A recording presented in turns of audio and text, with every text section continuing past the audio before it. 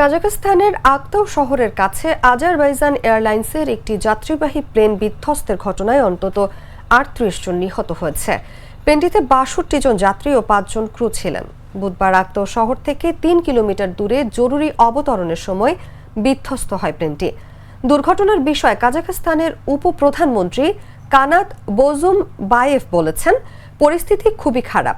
৩৮ জনের মৃত্যুর বিষয়ে নিশ্চিত হয়ে গেছে।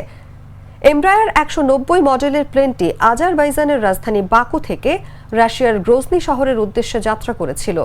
দুর্ঘটনার পর আজারবাইজানের প্রসিকিউটর জেনারেলের দপ্তর জানিয়েছিল, প্লেনটিতে থাকা ৬৭ আরোহীর মধ্যে ৩২ জন বেঁচে রয়েছেন।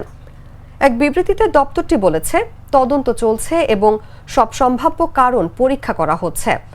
আজারবাইজানের উপপ্রসিকিউটর জেনারেলের নেতৃত্বে একটি তদন্ত দল কাজাখস্তানে গিয়ে ঘটনাস্থলে কাজ করছে।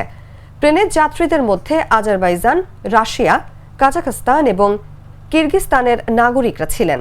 রাশিয়ার আকাশ পরিবহন কর্তৃপক্ষ জানিয়েছে, প্রাথমিক তথ্যে বোঝা যাচ্ছে একটি পাখির সঙ্গে ধাক্কা লাগার পর প্লেনটি জরুরি অবতরণের চেষ্টা করছিল।